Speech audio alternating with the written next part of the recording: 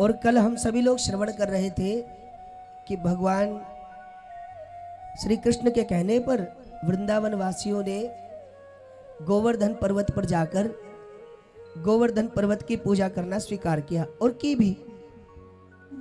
विचारणीय तथ्य यह है कि श्री कृष्ण गोवर्धन की पूजा पर इतना प्रयास क्यों कर रहे हैं।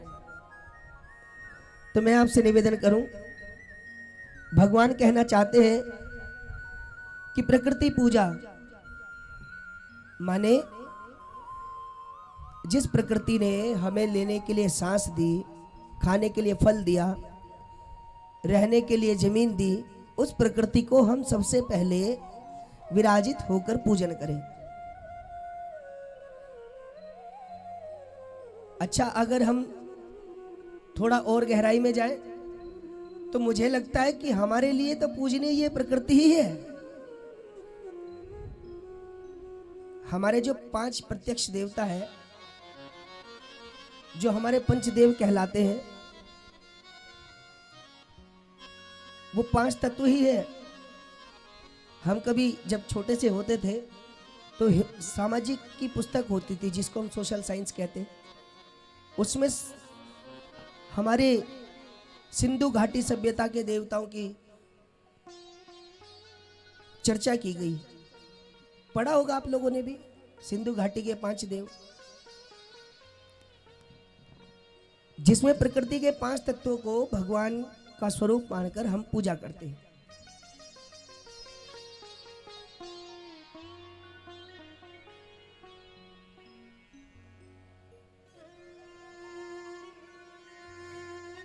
गगन समीर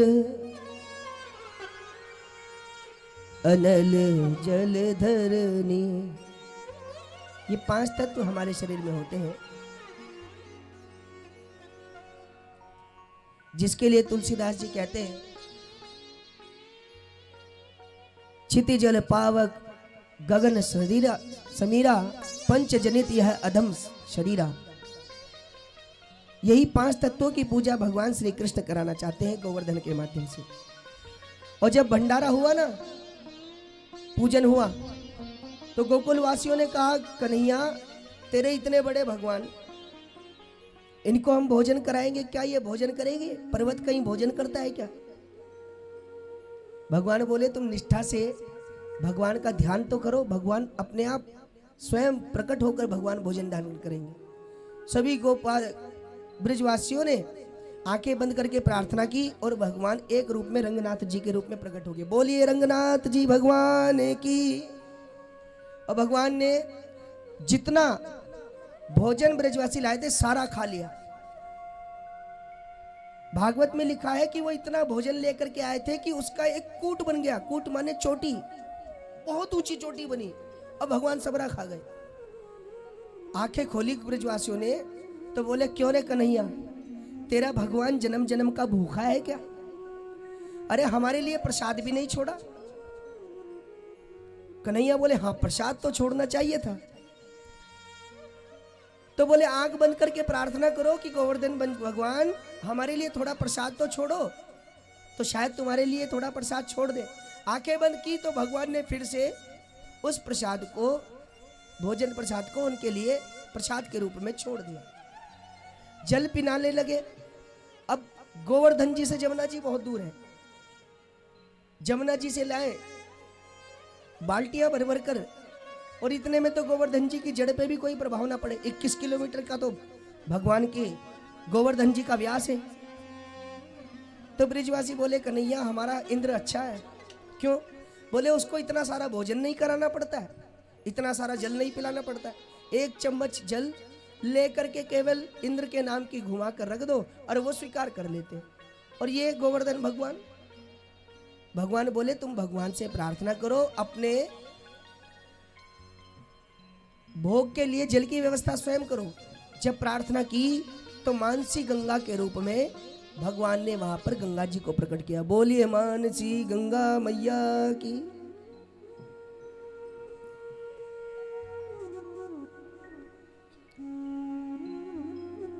इस बात से इंद्र कुपित हो गए, नाराज हो गए। एक बात हम और निवेदन करें आप लोगों से।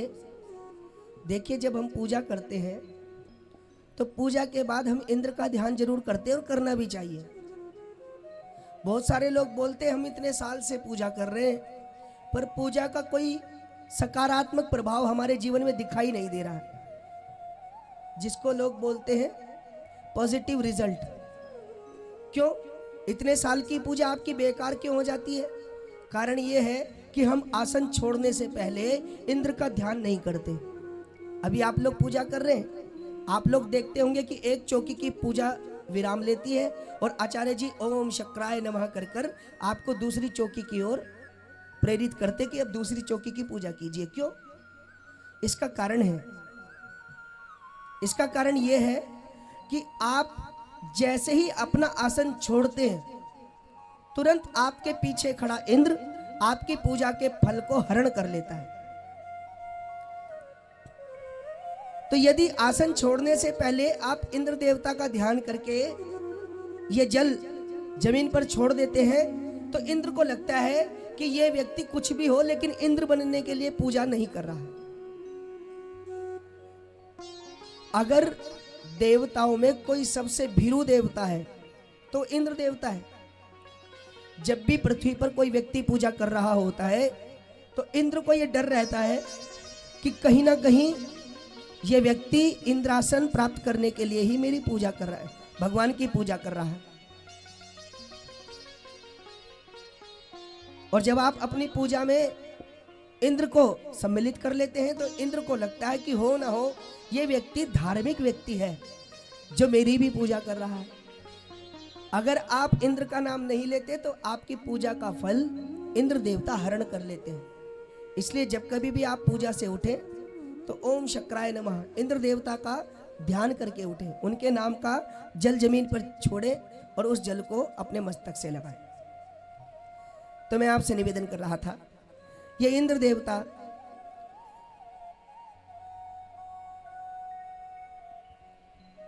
के बारे में ब्रिजवासी बता रहे हैं कि बड़े अच्छे देवता है। भगवान ने कहा चिंता मत करो, मानसी गंगा से भगवान अपना भोग लगा लेंगे।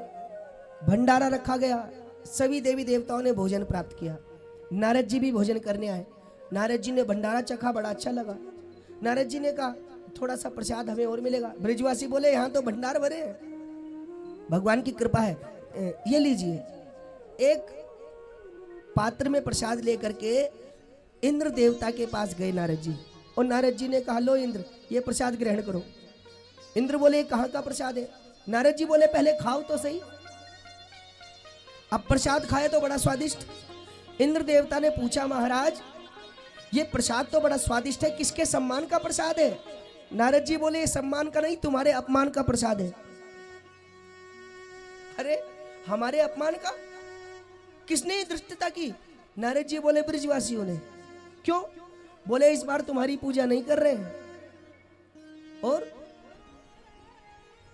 नारद जी बोले इस बार ब्रिजवासियों को पता नहीं कोई नया तरीका सूझा होगा, नया नया उत्सव मना रहे हैं। इस बार गोवर्धन की, पर्वतों की पूजा करने जा रहे हैं, और पर्वतों का इंद्र देवता से बैर भाव है। कब? एक बार की बात है, ये पर्वत, इनके पंख होते थे पहले, शास्त्र कहते हैं इनके पंख होते थे। तो ये इनके पंख होते थे।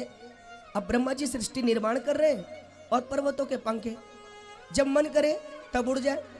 अब उड़ते उड़ते जाने कहाँ थकान लग जाए, जहाँ पर भी जाए वहीं बैठ जाए, और उसके नीचे देखो जितने शहर के शहर वो सब समाप्त हो जाते थे। अब ब्रह्मा जी भगवान के पास पहुँचे और प्रार्थना करके बोले प्रभु इतनी मुश्किल से तो मैं सृष्टि का निर्माण करता हूँ, कितना सोचना पड़ता है, कितनी मेहनत करनी पड़ती है। मैं तो सालों में सृष्टि का निर्माण करता हूँ, सालों में शहर बसाता हूँ, और ये पर्वत एक ही बार में शहर को समाप्त कर देते हैं। इनसे हम बड़े परेशान हो गए। तो भगवान ने इंद्र को बुलाया और इंद्र से कहा कि इन सभी पर्वतों के पंख काट दो। इंद्र ने वैसा ही किया। इसमें केवल एक मैनाक पर्वत थे जो रह गए थे। वो इंद्र से अपने पंख बचाने के लिए भागते गए, भागते गए, भागते गए, और वो समुद्र देवता के पास जाके प्रार्थना करने लगे, महाराज मेरी रक्षा करो, मेरे पंख नहीं कटने चाहिए, मुझे बचाओ। समुद्र देवता ने कहा कि देखो, मुझे तुम्हें अपने अंदर जगह देने में कोई समस्या नहीं है। अब वो जैसे ही प्रवेश करने लगे तो ये लहरें पर्वत को बाहर फेंकने लगी। ऐसा ही होता है जब कोई बड़ा व्यक्ति समाज को अपने आप से जोड़ना चाहता है तो उससे जुड़े छोटे मोटे व्यक्ति उस व्यक्ति को जुड़ने नहीं देते। अंदर कोई बड़ा विधायक मंत्री बैठा हो तो उस तक तो हम पहुंच पाते नहीं। क्यों?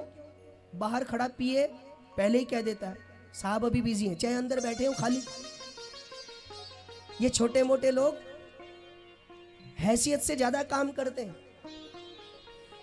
ये लहरों ने पर्वत को अंदर आने नहीं दिया। तब पर्वत ने वायु देव से प्रार्थना की तो पवन देव ने अपने वायु दाब के माध्यम से मैनाक पर्वत को समुद्र के अंदर जगह दी। यही कारण था कि जब हनुमान जी लंका जा रहे थे तो मैनाक पर्वत ने समुद्र के कहने पर हनुमान जी से प्रार्थना की, हनुमान जी आप मेरे ऊपर बैठकर थोड़ी देर विश्राम करें। क्यों? क्योंकि आपके पिताश्री की कृपा से ही मेरे पंख बचे हैं और मैं चाहता हूं कि मैं उससे ऋण से उऋण तो नहीं हो सकता, लेकिन अगर आप मेरे ऊपर विश्राम कर लेंगे तो राम कार्य में मैं सहयोगी बन सकता हूं। तो पर्वतों के पंख काट दिए। इंद्र का पर्वतों के साथ अच्छा संबंध नहीं है। और मैं आपसे एक बात कहूं, हमारे जानने वाला, हमारा कोई जानने वाला जो बहुत अच्छा परिचित हो और अचानक से हमारे शत्रु से ज्यादा मित्रता करने लगे तो हमारे मन में शंका उत्पन्न हो जाती है, क्या बात, हमारे साथ तो ये बात कर नहीं रहा। यही इंद्र के साथ हुआ। इंद्र ने सोचा ये ब्रजवासी मेरी पूजा करते थे, अचानक से पर्वतों की पूजा करने लगे, क्यों? तो इंद्र क्रोधित होकर के सामर्थक मेघों से कहने लगा कि सृष्टि में जब विनाश करना होता है तो मैं तुम्हें भेजता हूं, तुम जाओ और ब्रज मंडल को समूल नष्ट कर दो। बोले बांके बिहारी लाल की। और ये बरसने लगे। जब सामर्थक मेघों ने बारिश की तो भगवान ने गोवर्धन पर्वत को अपने हाथों पर धारण किया। कब? जब ब्रजवासियों ने कहा कि कन्हैया देख, इंद्र के कोप से हम कुपित हो गए, हम परेशान हो गए, अब हम लोग जीवित नहीं बचेंगे। भगवान बोले चिंता मत करो, जिसकी तुम पूजा कर रहे हो वही तुम्हारी रक्षा करेंगे। आंख बंद करके इनसे प्रार्थना करो, ये अपना वजन हल्का करें और हम इनको अपने हाथों पर धारण करेंगे। और भगवान ने देखते ही देखते गोवर्धन पर्वत को अपने नक पर धारण कर लिया। बोलिए गोवर्धन धारी भगवान की। मूसलाधार बरसात में लिया पर्वत उठा हाथ में। मूसलाधार बरसात में, मूसलाधार बरसात में लिया पर्वत उठा हाथ में। लिया पर्वत उठा हाथ में। आए ब्रजवासियों के काम, हाय ब्रजवासियों के काम। सारी धरती जपे तेरा नाम, सारी धरती जपे तेरा नाम। सारी धरती जपे तेरा नाम। हो कैसा मेला लगाया, कैसा मेला लगाया, कैसा मेला लगाया, कैसा मेला लगाया, कैसा मेला लगाया तूने शाम, कैसा मेला लगाया तूने शाम। सारी धरती जपे तेरा नाम, कैसा मेला लगाया तूने शाम। सारी धरती जपे तेरा नाम। कैसा मेला लगाया तूने शाम। सारी धरती जपे तेरा नाम। कैसा मेला लगाया तूने शाम। सारी धरती जपे तेरा नाम।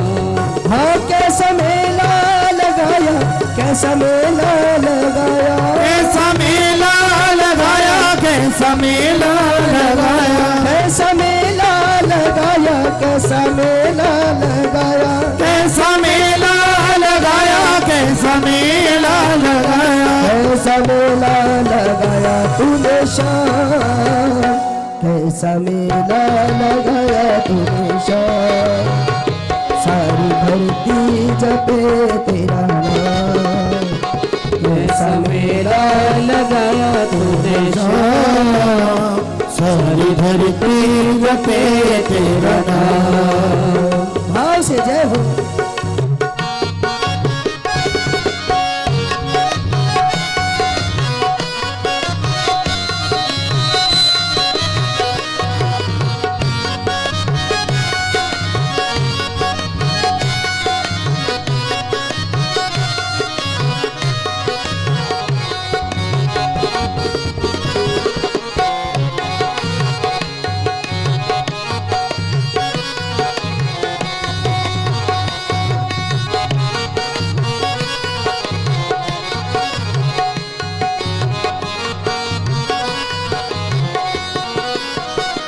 मूसलाधारी बरसात में लिया पर्वत उठा हाथ में, मूसलाधारी बरसात में लिया पर्वत उठा हाथ में, ओ मूसलाधार बरसात में, मूसलाधारी बरसात में हो लिया पर्वत उठा हाथ में, लिया पर्वत उठा हाथ में, आए ब्रजवासियों के पास, आए ब्रजवासियों के कान सारी धरती जपे तेरा नाम, आए ब्रजवासियों के कान सारी धरती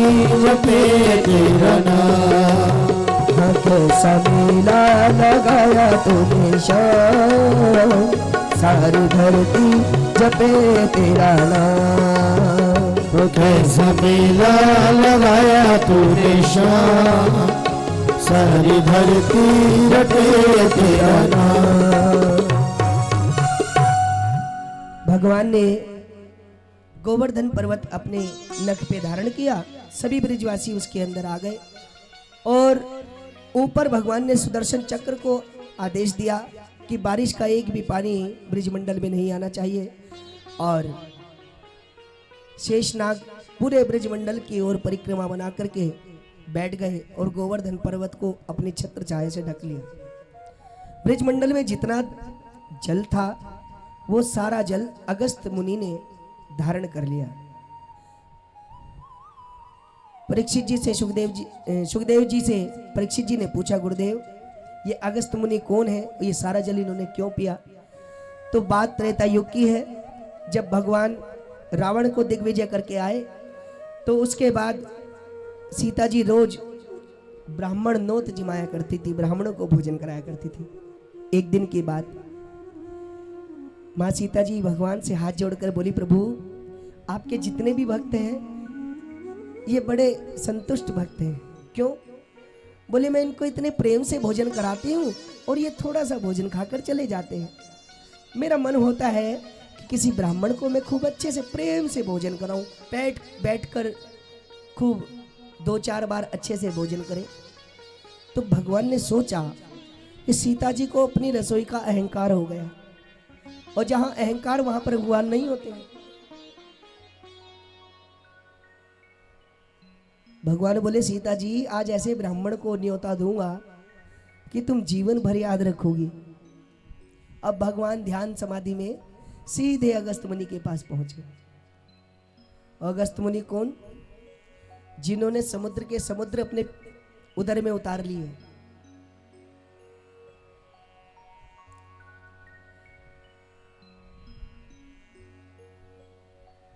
भगवान ने अगस्त मुनि से कहा, महाराज आज आपका भोजन हमारे घर पर है।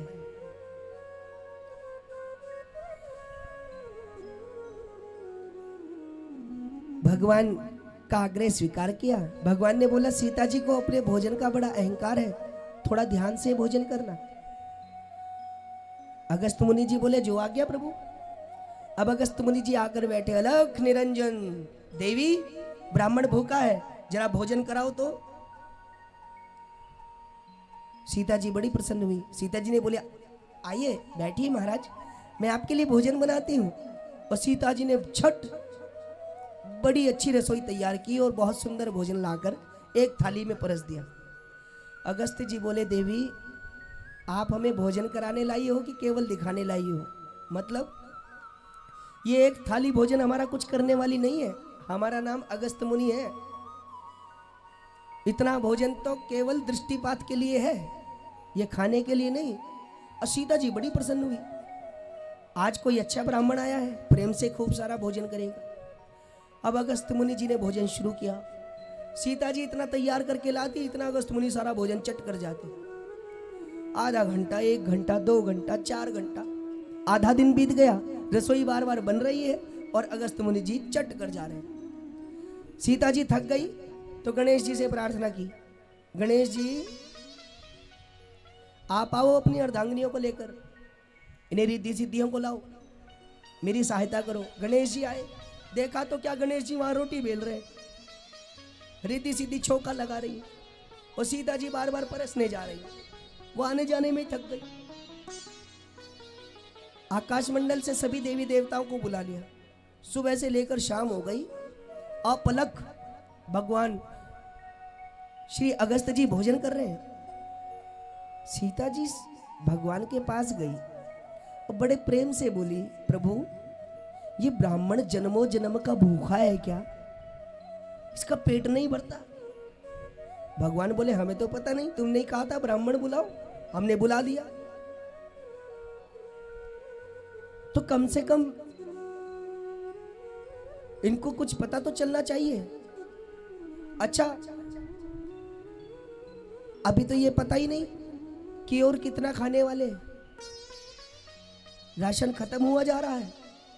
भगवान बोले एक काम करो, अपनी चतुर्बुद्धि से जाकर पता करो कि इनको भोजन और कितनी देर करना है। कैसे? तो कहा कि जब भोजन का मध्य हो जाता है तो भोजन के मध्य में 1 घूंट पानी पी लेना चाहिए। सीता जी गई अगस्त जी से बोली प्रभु आप तो केवल भोजन ही कर रहे, अरे भोजन जब आधा हो जाता है तो भोजन के आधे में 1 घूंट पानी पीना चाहिए, आपको थोड़ा पानी लाकर दूं। अब अगस्त जी बोले कि अभी भोजन आधा तो हो, माने अभी भोजन आधा भी नहीं हुआ। अब सीता जी तो क्रोधित होकर भगवान के पास पहुंची, प्रभु ये तो सरासर नाइंसाफी है, मेरी श्रद्धा को आपने इस प्रकार से प्रदर्शन किया, मेरी श्रद्धा की तो टांग ही टूट गई, अब मैं और भोजन नहीं कराने वाली हूं, अब आप ही कुछ करो। भगवान गए तुलसी का पत्ता लेकर, और वो तुलसी दल अपने हाथों से अगस्त ऋषि के भोजन में रख दिया। वो तुलसी दल का सेवन किया, सोई भगवान सोई अगस्त मुनि जी संतुष्ट हो गए। अगस्त मुनि ने कहा देवी थोड़ा जल मिलेगा? सीता जी बोली बिल्कुल नहीं मिलेगा, जो खाते इतना हो वो पिएंगे कितना? मैं नहीं पिला सकती आपको जल, जो पिलाए तो चले जाओ। अगस्त मुनि जी ने देखा भगवान की तरफ, वाह प्रभु क्या सुंदर स्वागत करवाया है आपने मेरा। भगवान हाथ जोड़कर बोले महाराज नाराज मत होना, क्योंकि इनका तो स्वभाव है, इनका तो स्वभाव है मेरे प्रेमियों से शत्रुता करना, लेकिन ब्राह्मण प्रसादा धरणी धरो हम, मैं तो ब्राह्मणों की कृपा से ही पूरी दुनिया का पूजनीय देव बना हूं, मैं क्षमा चाहूंगा। इस युग में आप तो युग पुरुष हैं, समाधि लगाएंगे तो युग बदल जाएंगे। आपको राम जन्म में मैंने भोजन कराया, कृष्ण जन्म में मन भर के पानी पिलाऊंगा। तो मानो उस वचन को याद करके आज भगवान ने अगस्त ऋषि को बुलाया। अब भगवान की ऐसी प्रभुता देखी तो ब्रिजवासी अचरज में पड़ गए। अच्छा, बहुत सारे ब्रिजवासियों को तो पता ही नहीं है कि ये भगवान की प्रभुता है। वो डंडा लगाकर बोल रहे हैं गोवर्धन के नीचे, कन्हैया तू चिंता मत करना, तू ये मत सोचियो कि तूने अकेले ही गोवर्धन उठा रखो, नेक 2-4 डंडा तो हमने भी अड़ा रखे हैं, ये हमारी भी कुछ मेहनत है। भगवान बोले हाँ भैया तुम्हारी भी मेहनत है। भगवान बोले भैया मैं थक गया हूँ, नेक देर आराम कर ले। ब्रिजवासी बोले हाँ चिंता मत करिए कन्हैया, हम सब मिलकर या गोवर्धने संभाल लेंगे। और भगवान ने नेक नख केवल हल्का सा खिसकाए, मात्र सोई सबरे डंडा चट चट कर घट टूट गए। और सारे ब्रिजवासी बोले रे कन्हैया तू ही संभाल, तेरो भगवान तेरी बात माने। अब ऐसी प्रभुता देखी तो सारे ब्रिजवासी कन्हैया से बोले रे कन्हैया अरे तू तो भगवान है भाई, हम तो सोच रहे कि तू हमारो मित्र है और हम सबनते गलती है गई। भैया ने हमारी गलती को माफ कर दियो। और जो बड़े ब्रिजवासी थे जो नंद बाबा की उम्र के थे, वो सभी नंद बाबा के पैर पकड़ के बोले नंद जी हम तो पहले ही जानते थे कि तुम्हारा पुत्र भगवान ही है, लेकिन आज तो ये बात प्रमाणित हो गई। नंद बाबा बोले अरे नहीं तुम जानते नहीं हो, ये पहले मैं भी विस्मय में था, लेकिन मुझे गर्ग जी ने बताया कि ये जो मेरा पुत्र है इसके अंदर भगवान के समान गुण होंगे, इसलिए ये सर्व जगह पूजनीय होगा। इसके अंदर गुण तो है भगवान जैसे, लेकिन ये भगवान नहीं है। इतने सीधे हैं ब्रिजवासी, ऐसे लोगों से कौन प्रेम नहीं करेगा। इसलिए भगवान उद्धव जी से कहते हैं उद्धव मोहे ब्रिज बिसरत नाही। भैया मैं ब्रिज को भूल नहीं सकता, वो ग्वाल बालों के साथ खेलना, वो मैं भगवान हूं इस बात को बिना समझे मेरे साथ अटखेलियां करना, मेरे साथ गेंद का खेल खेलना, मेरे साथ माखन चोरी करना, मैं ब्रिज को नहीं भूल सकता। ग्वाल बालों ने कहा कन्हैया तू भगवान है। भगवान बोले रे तुम सब पागल हो गए, अरे मैं भगवान ना हूं। अरे मेरे गुरुजी ने मुझे एक शिक्षा दे रखी है। कौन सी? मेरे गुरुजी ने शिक्षा दी है कि एक मंत्र मोहे दे रखो है, और जैसे ही कोई व्यक्ति मेरे सामने आए ना तो मैं उसकी आदि शक्ति का हरण कर ले। गुरुजी का एक मंत्र है, पढ़ूं और सोई आधे सामने वाले का आधा बल मुझ में आ जाए। ग्वाल बाल अपने हाथों पर हाथ लगाकर बोले तभी हम समझे आजकल हम कमजोर क्यों है रहे। वो इतने सीधे, उन्हें कछु पता ही ना है। अब ग्वाल बाल बोले तो फिर भी हम सब में मिलकर इतनी शक्ति तो ना है। अरे भगवान बोले तुम जानो ना है, ये मेरी मैया मोए माखन खिलाए और तुम सबन के साथ पूरे ब्रिजमंडल में मैं चोरी करता डोलू काहे लैया, ताकि मेरे बदन में मेरे शरीर में खूब सारी ताकत आ जाए और तुम सबको तो मैं इतना सा माखन खिलाऊं और इतना सारा माखन खुद ही खा जाऊं। अब मैं ज्यादा माखन खाऊं या लैया मैं ज्यादा ताकतवर। अब ब्रिजवासियों ने कहा ये बात तो है, पर इसके बाद एक समस्या और है। क्या? भगवान बोले मेरे ऊपर किसी की कृपा हो गई। किसकी? कछु माखन को बल मिलो, कछु गोपिन करो सहाय। श्री राधा जी की कृपा सो गोवर्धन लियो उठा। भगवान कहते हैं राधा रानी की कृपा है कि मैंने गोवर्धन उठा लिया, वरना मैं कुछ ना कर पाता अगर राधा रानी ना होती। हाँ, राधे मेरी स्वामिनी मैं राधे जी को दान, जन्म जन्म मोह दीजियो श्री वृंदावन को वा।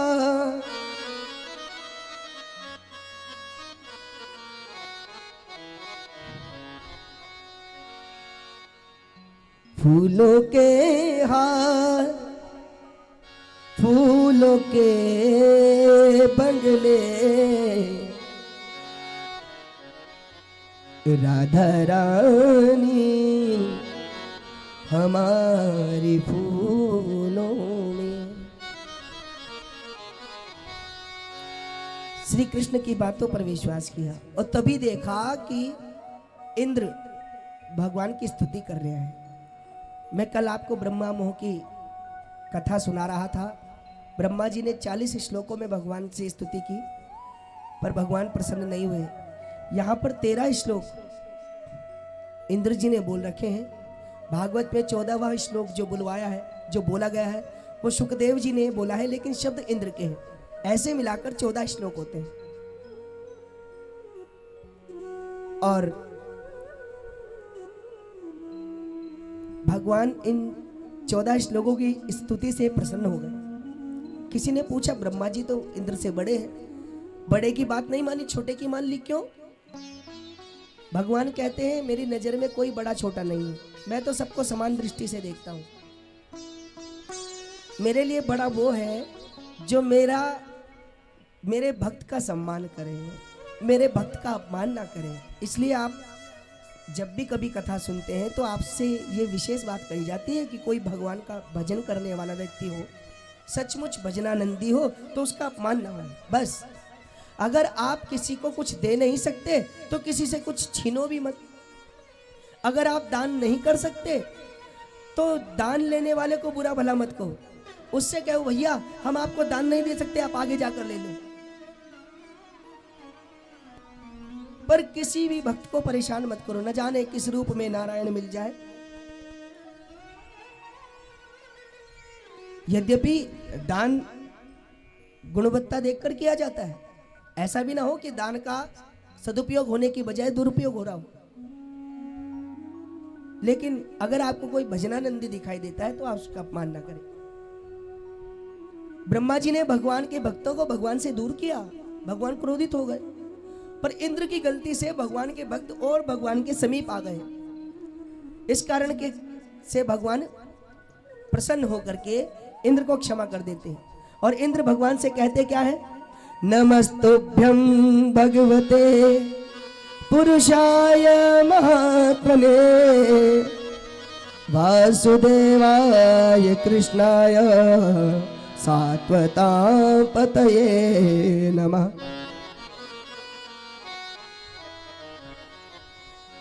प्रभु मैं आपको प्रणाम करता हूं। वासुदेव प्रभु, वासुदेव माने जिसका 33 वसुओं पर अधिकार है, उनसे भी परे वो भगवान वासुदेव बादरायण, हम उसको प्रणाम करते हैं। और भगवान की ऐसी सुंदर प्रभुता देखी तो बड़े प्रसन्न भगवान इंद्र की स्तुति से हुए। और इंद्र ने कामधेनु गाय भगवान को उपहार में दी।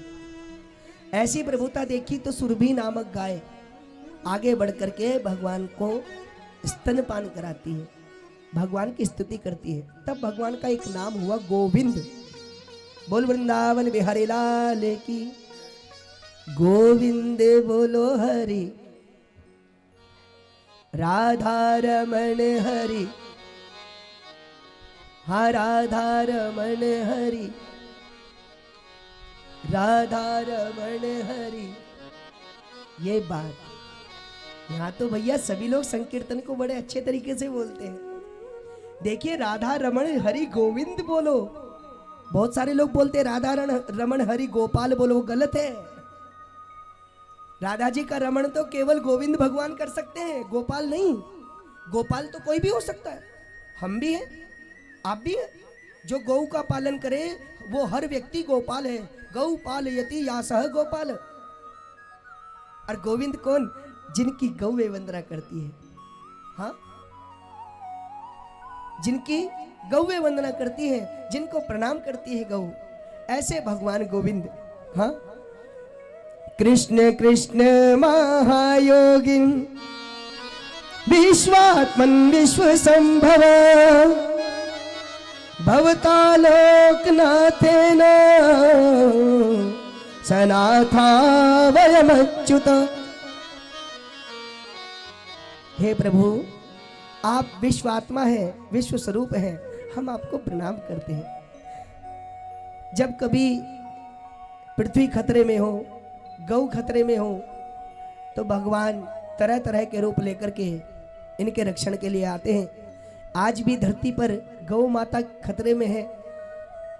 हमारा विश्वास है न जाने किस व्यक्ति के रूप में भगवान नारायण स्वयं अपना अंश प्रादुर्भाव करें और वो हम पृथ्वीवासियों के लिए भगवान का काम करें। इसलिए हम कहते हैं गौ रक्षा में कभी अगर आत्म बलिदान की आवश्यकता पड़े तो हमें पीछे नहीं हटना चाहिए।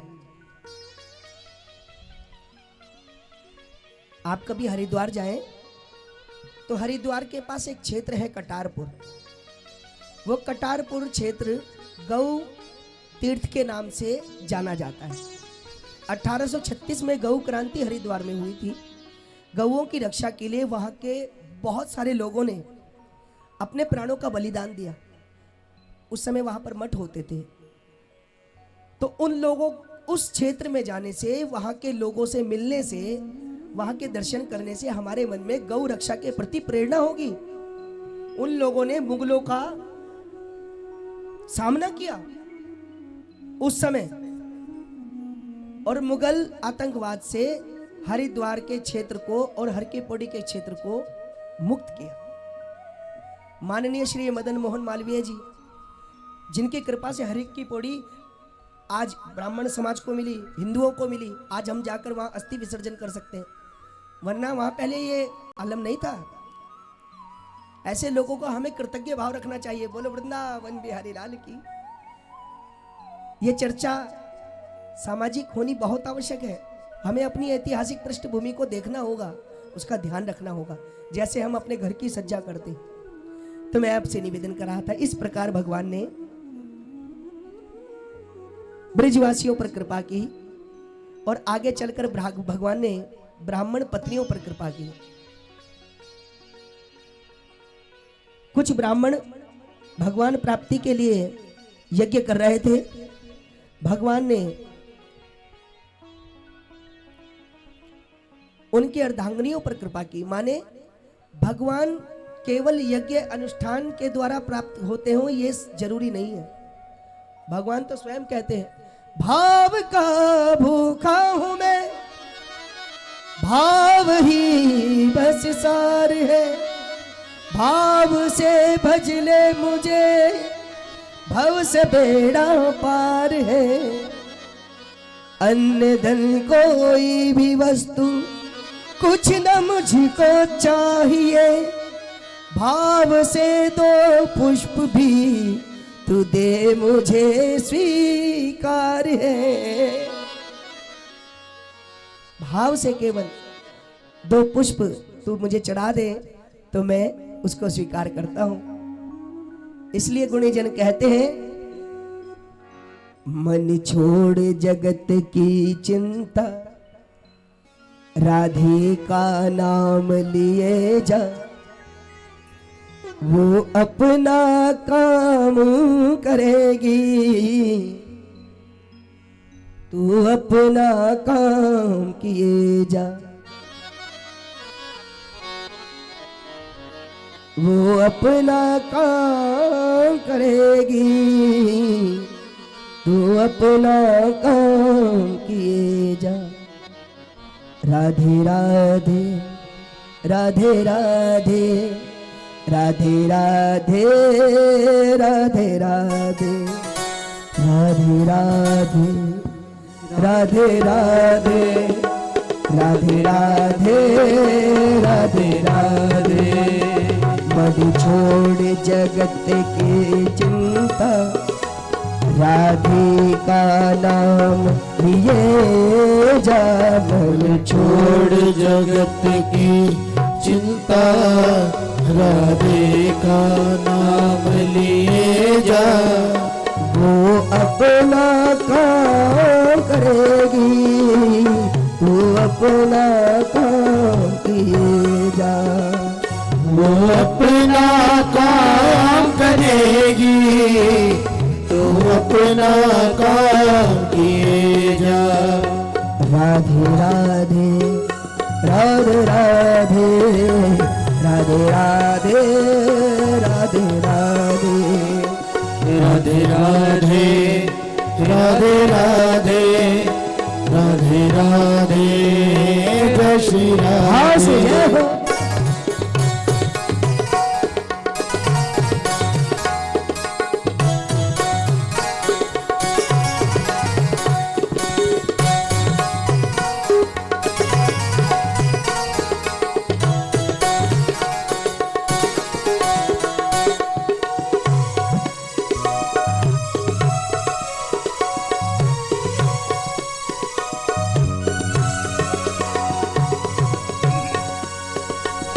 राधे का नाम लिए से वैकुंठ मिले राजधानी। राधे का नाम लिए से वैकुंठ मिले राजधानी। सुध बुध लेने को देखो खुद आवे राधा रानी। सुध बुध लेने को देखो खुद आवे राधा रानी। पल पल छिन छिन जीवन का, पल पल छिन छिन जीवन का। हाँ पल पल छिन छिन जीवन का। पल पल छिन छिन जीवन का। तू अर्पण उसे किए जा, वो अपना काम करेगी। तू अपना काम किए जा, वो अपना काम करेगी। तो अपना काम किए जा। राधे राधे राधे राधे राधे राधे जय श्री राधे। राधे राधे राधे राधे राधे राधे जय श्री राधे।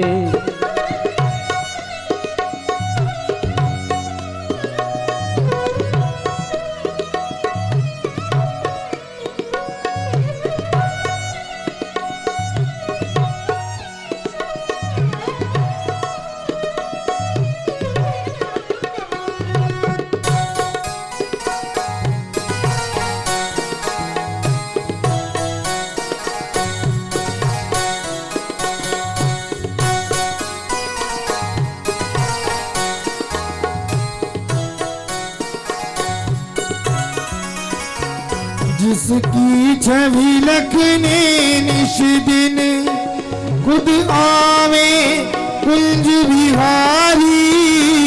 जिसकी छवि लखने इस दिन खुद आवे बाके बिहारी।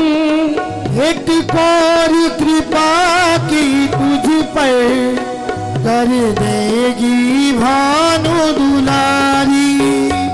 एक और कृपा की तुझ पर कर देगी भानु दुलारी। मुख से तू बंदे अपने, मुख से तू बंदे अपने। हाँ मुख से तू बंदे अपने।